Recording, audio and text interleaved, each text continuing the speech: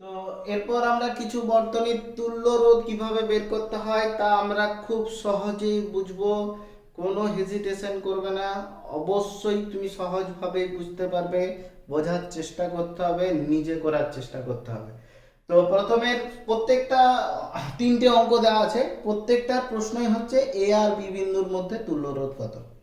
Basically কেন জিজ্ঞাসা করে বলতো এ আর বি বিন্দুর মধ্যে তুল্য রোধ, কারণ এ আর বি বিন্দুর মধ্যেই কিন্তু ব্যাটারিটা লাগানো থাকবে।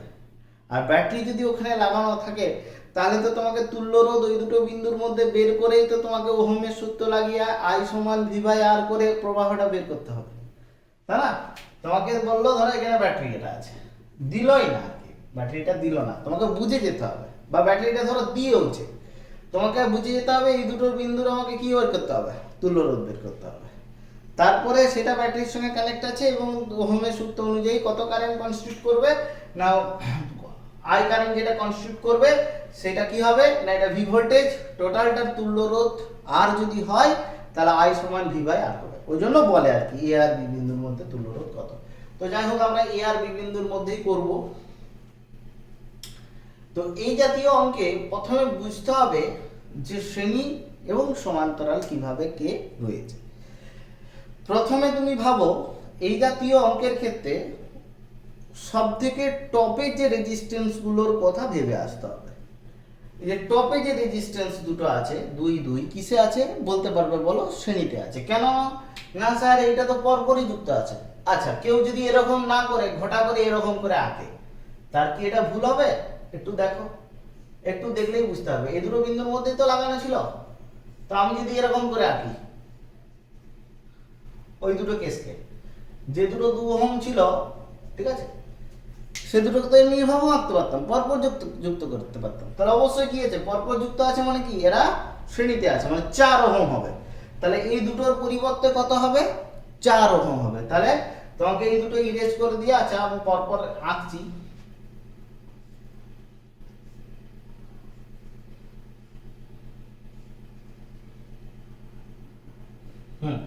এটা 2, এটাও 2, আর এটা হচ্ছে বি বিন্দু ছিল বেসিক্যালি।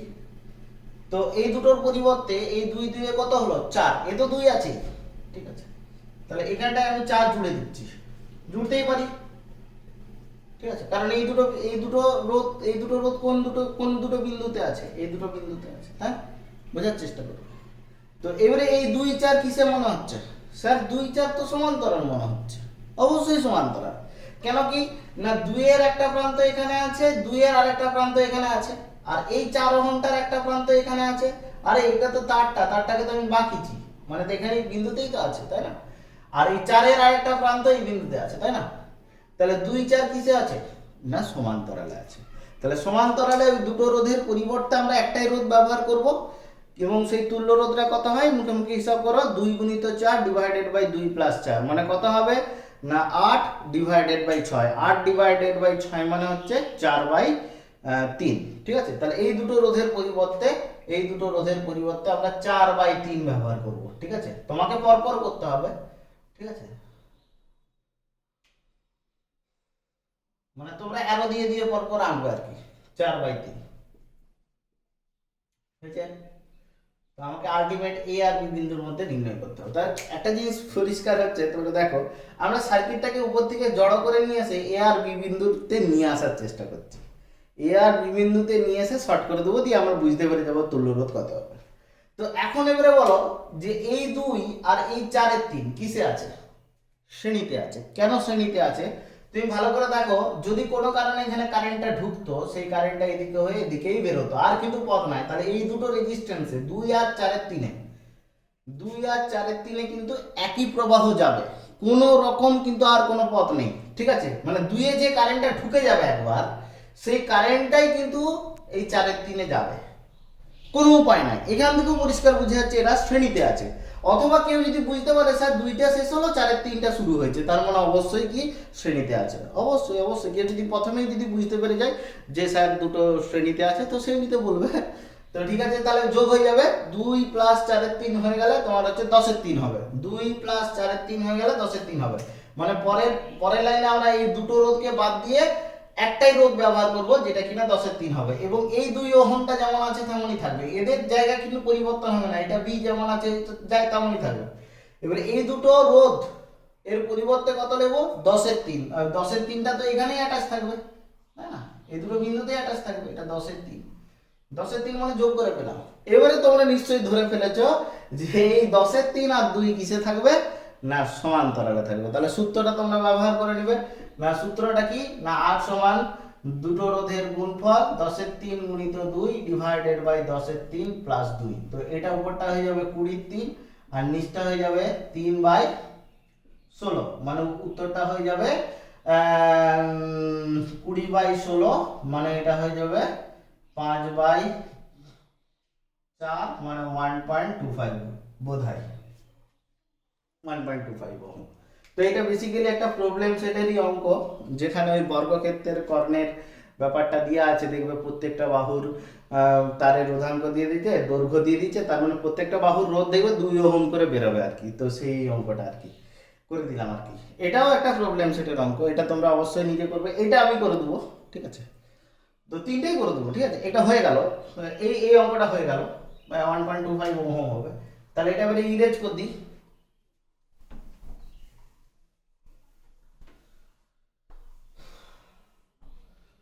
তো এবার এই অঙ্কটাতে বলেছি যে এই দুটো বিন্দুর মধ্যে তোমাকে তুল্যরোধ বের করা, মানে তোমাকে শেষ থেকে শুরু করতে হবে আর কি।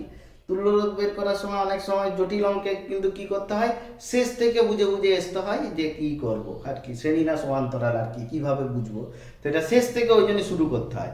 তো শেষ থেকে শুরু করছি। তো এই তিনজন কিসে আছে?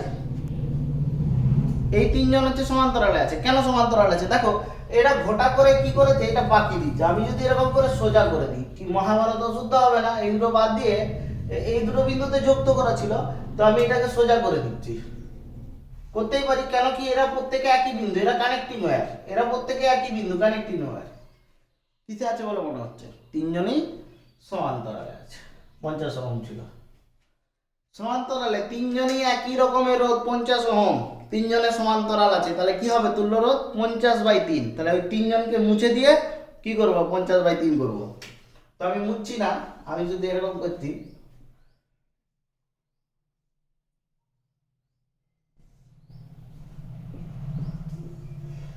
এটা 100, এটা হচ্ছে 50/3। এবারে অনেকের কি মনে হতে পারে, এই 100 আর 50/3 কিসে আছে? 100 আর 50/3 শ্রেণীতে আছে। কি মনে হচ্ছে না শ্রেণীতে? কেন মনে হবে না? তুমি মনে করো যে কোনোভাবে 100-র মধ্যে কারেন্টে ঢুকেছে, কোনোভাবে মনে করো, কোনো বাই এনি মিনস, এটা তোমাকে মনে করতে হবে, ভেবে নিতে হবে বোঝার ক্ষেত্রে। তো সেই কারেন্টটাই তো 50-3-এর মধ্যে দিয়ে যাবে, মানে সেম কারেন্ট যাচ্ছে দুটো রোধের মধ্যে দিয়ে, তার মানে অবশ্যই তারা শ্রেণীতে থাকবে। অথবা তুমি ছাড়ো, এ আর বি বিন্দুকে ধরে টানো, তাহলে 100 আর 50/3 কি হবে? একই রেখায় চলে আসবে, পরপর চলে আসবে, অবশ্যই কিসে থাকবে? শ্রেণীতে থাকবে। যোগ্য দিলেই তুল্য রোধ হয়ে যাবে। তাহলে এ ও বি বিন্দুর মধ্যে তুল্য রোধ,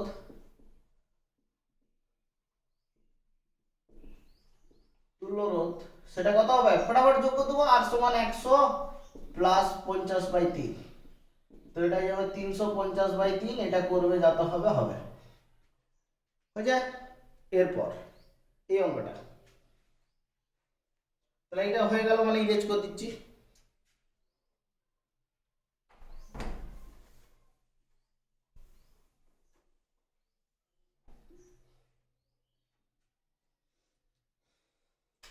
এবারে অনেকে ধরো তিনটে রোধ আছে, তিনটে যদি আলাদা আলাদা হয়, সেক্ষেত্রে তোমরা কি করবে না, সেক্ষেত্রে যখন দেখবে কিছু শর্টকাট লাগানো যাচ্ছে না, ধরো এটা আমি বললাম 50, এটা ধরলো বললাম 75, এটা ধরো বললাম আমি 100, তাহলে যখন তোমার তিনটের সমান্তরালের সূত্র তো আমি বলেই দিয়েছিলাম কিভাবে বের করতে হয়।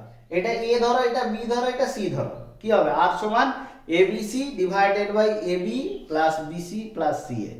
নোটসও করা আছে, তুমি দেখবে সুন্দরভাবে করা আছে। তো সেক্ষেত্রে সেরকম লাগাবে, ঠিক আছে? একই রকম রোধ থাকলে যেমন সহজে হয়ে যায়, আর যদি আলাদা আলাদাও থাকে তাহলেও কিন্তু সহজে হয়ে যাবে, একটু বুদ্ধি লাগাতে হবে। তো এরপরে চলে আসি যে এই বর্তনীটা তুল্য রোধ বের করতে হবে। তো এই বর্তনীটাতে আগে ভাবছি কি করছি, দেখো আচ্ছা এই দুটো বিন্দুর মধ্যে বের করতে হবে। আরে এই বিন্দু বের করার মধ্যে তো এই বিন্দু, এটা তো শুধু তার, তাই না? এটাও তো তার, তার মানে তো একই বিন্দু, তার মানে এই বিন্দু যা, এই বিন্দু তা, এই বিন্দু তা, এখানে সব কটা বিন্দু একই। কিন্তু তুমি কোনো মতো বলতে পারবে না এই বিন্দুটা যা আর এই বিন্দুটা তা, কেন? না স্যার মাঝখানে একটা রোধ আছে যে, ঠিক আছে? রোধকে পেরিয়ে তুমি দুটো বিন্দু একই বলতে পারবে না। রোধ যখনই থেকে যাবে মাঝখানে, দুটো বিন্দুর মাঝখানে, তখন দুটো বিন্দুর পোটেনশিয়াল আলাদা আলাদা হয়ে যাবে। আই মিন ওই দুটো বিন্দু আলাদা আলাদা। তো স্যার এই মাঝখানে তো কোনো রোধ নাই, একই বিন্দু, তার মানে আপনি কি বলতে চাইছেন এটা যা বিন্দু এটাও তো একই বিন্দু? হ্যাঁ, কোনো ব্যাপার না, আমি বলতেই পারি, কারণ এখানে কোনো রোধ নাই, এটাও একই বিন্দু। হ্যাঁ, ইয়েস, কোনো বলতে মানে অসুবিধা নাই আমার বলতে, ঠিক আছে? এটাও তো একই বিন্দু, হ্যাঁ, কোনো অসুবিধা নাই বলতে। কেন কি? এটা তার তো, এটা তো আর তো, এরা সব একই জায়গাতে গাঁথা আছে আর কি, একই জায়গাতে পেস্ট করা আছে, গাঁথা আছে। তো যাই হোক, আমরা বুঝবো এটা একই বিন্দু, এটা একই বিন্দু। তাহলে দেখো তো এই ছবিটা আমি পাঁচটায় আঁকছি, ভুল কিনা বলবে।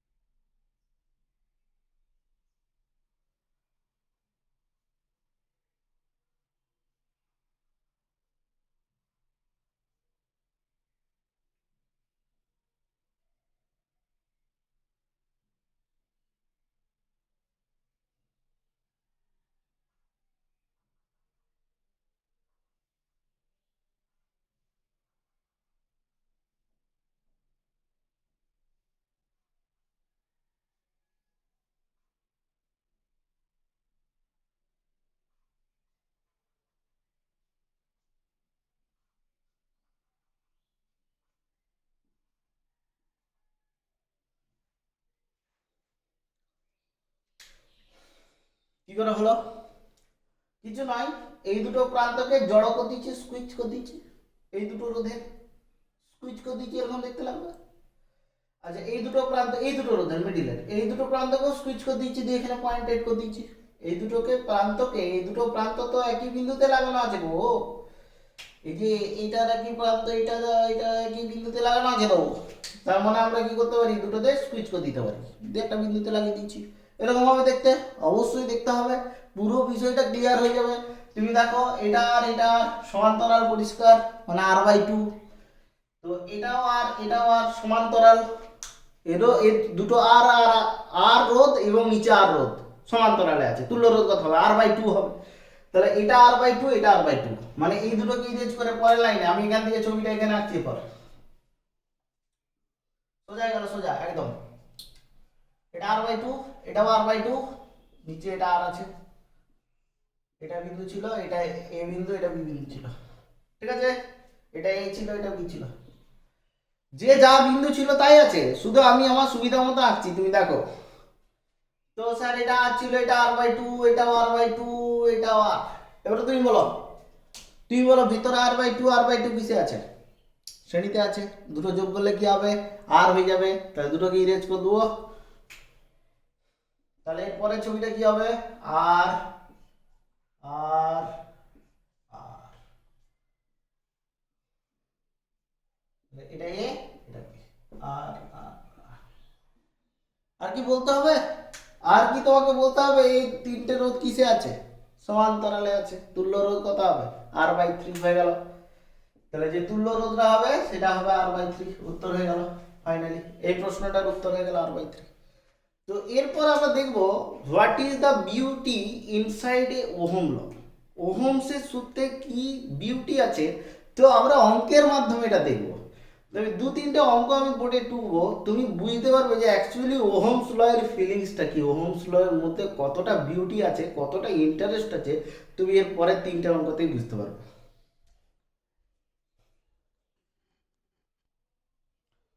তো এরপর এই দুটো অঙ্কেতে আমরা পরিষ্কার ওহমের সূত্রের যথার্থ প্রয়োগ করব এবং ওহমের সূত্রটা কতটা যে গুরুত্বপূর্ণ কোনো বিন্দুর বিভব প্রভেদ, মানে কোনো বিন্দুর বিভব বা দুই বিন্দুর বিভব প্রভেদ নির্ণয় করার ক্ষেত্রে বা কোনো রোধের মধ্য দিয়ে প্রবাহ নির্ণয় করার ক্ষেত্রে কতটা গুরুত্বপূর্ণ তুমি বুঝতে পারবে। দেখো দুটো প্রশ্ন দেখো, যে এখানে তোমাকে বিভিন্ন বিন্দু দিয়ে দিয়েছে, দিয়ে বলেছে প্রত্যেকের ভোল্টেজ রেজিস্ট্যান্স সবকিছু দিয়েছে, চিত্রটা তুমি লক্ষ্য করো, দিয়ে এ বিন্দুর বিভব কত তুমি দেখে বলতে পারবে না, পরিষ্কার তুমি অঙ্কটা দেখে তুমি বলতে পারবে না এ বিন্দুর বিভব কত।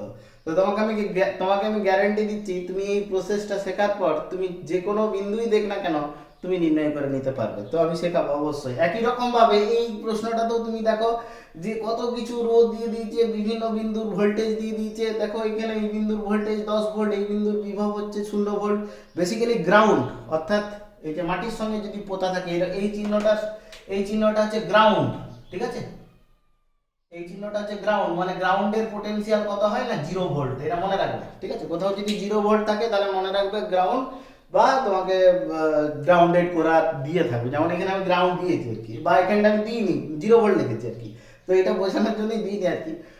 তো প্রশ্নটা এখানে করেছে, দেখো পি আর কিউ বিন্দুর বিভব প্রভেদ নির্ণয় করো। আরে খেপা, পি বিন্দুর বিভব বের করতে হবে, কিউ বিন্দুর বিভব বের করতে হবে, দিয়ে তো বিভব প্রভেদ বের করবো, প্রভেদ মানে তো বিয়োগ, তাই না। তো খুব সুন্দরভাবে আমরা ওহমের সূত্রটা অ্যাপ্লাই করব। দেখো দুটো অঙ্কের ক্ষেত্রে ফটাফট করব। তুমি ভাবো এটা মেইন ড্রেন, এই মেইন ড্রেন থেকে দুটো ড্রেন ভাগ হচ্ছে, ড্রেন মানে জল যায় যেদিকে।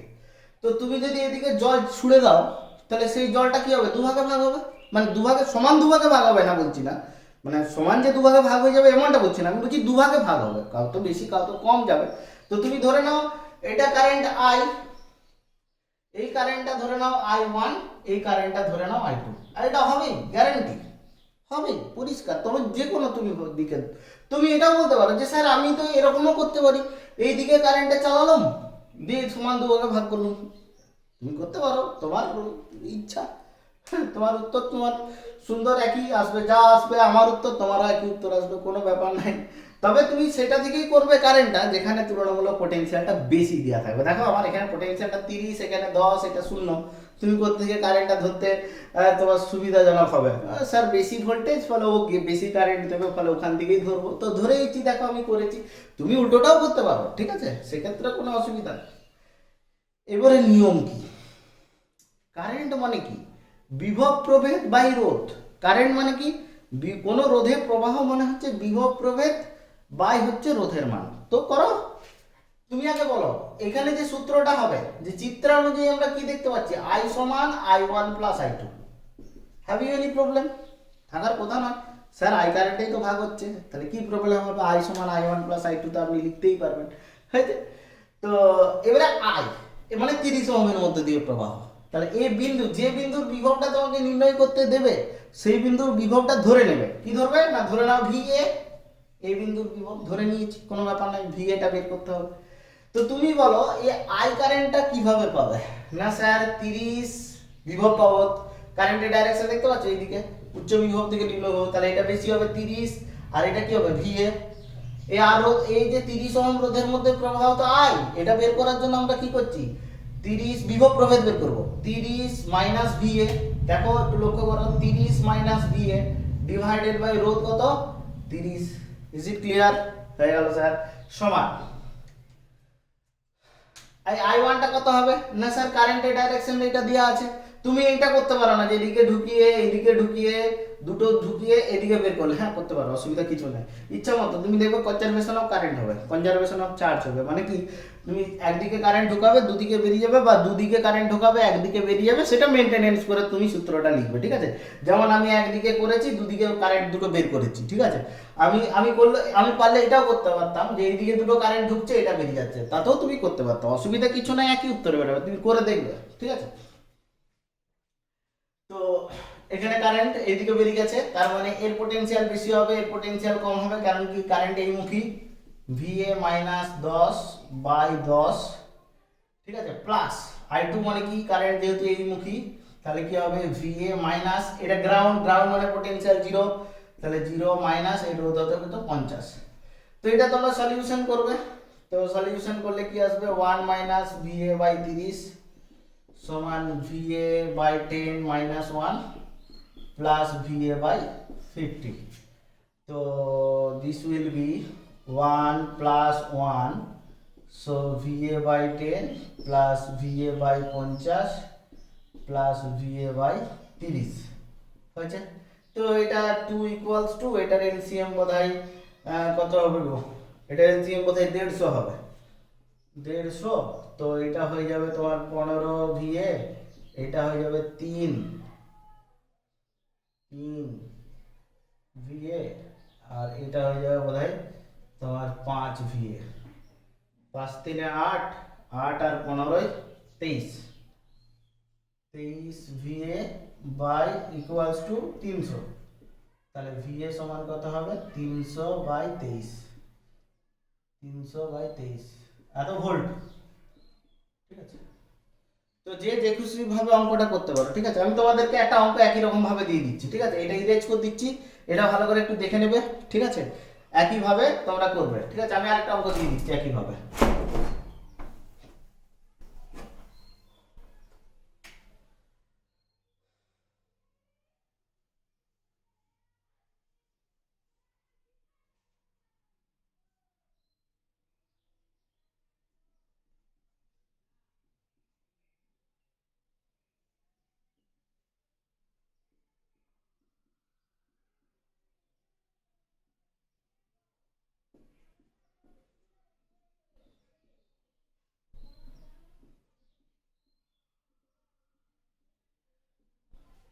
এটা তুমি ইচ্ছা মতো করবে, শুনে নাও কি করবে।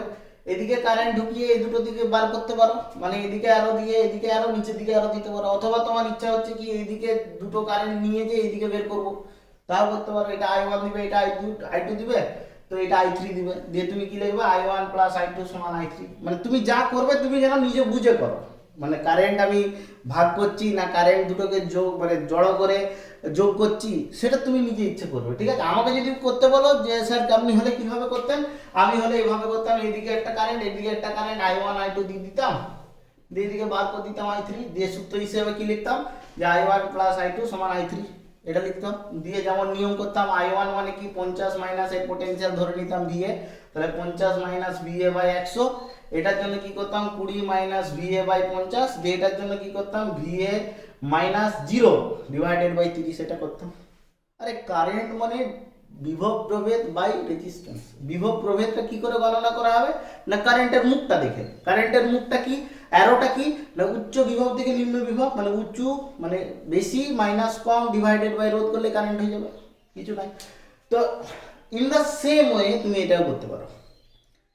তুমি একটু ভালো করে জিনিস দেখো, এই দুটো রোধ কিসে আছে শ্রেণীতে আছে, আর শ্রেণীতে কি জানি আমরা প্রবাহ একই হয়, এইটার দিকে যা প্রবাহ এটার দিকে সেই প্রবাহ। হ্যাঁ, তুমি I1 ধরো না, বারণ করেনি কেউ।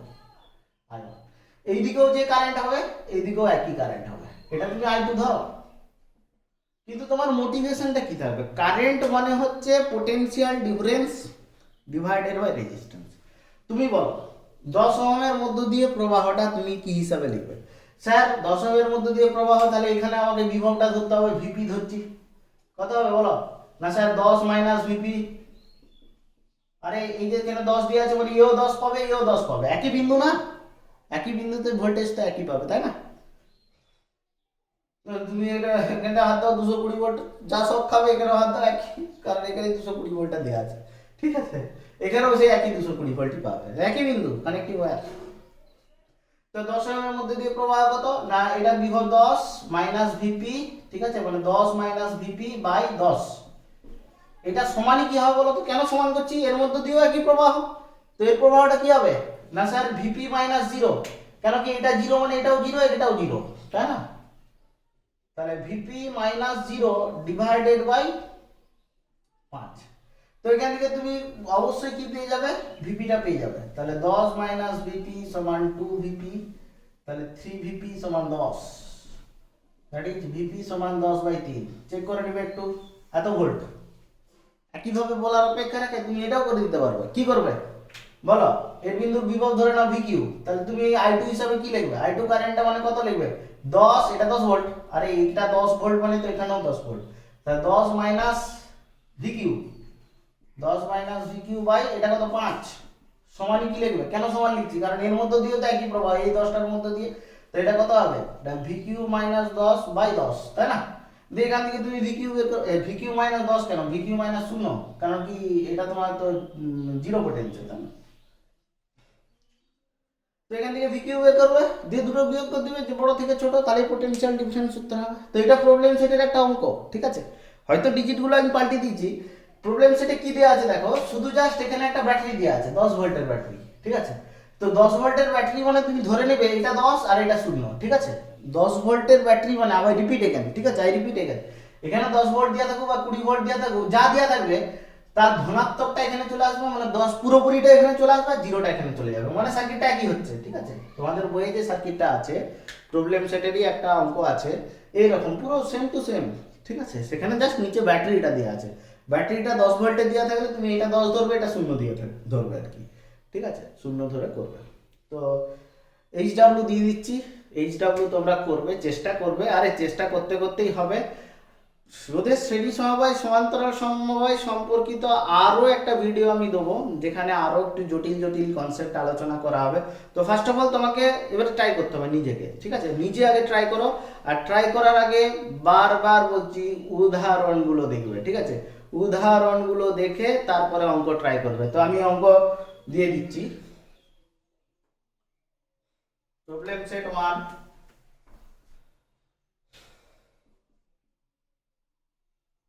প্রবলেম সেট 1 তোমরা করবে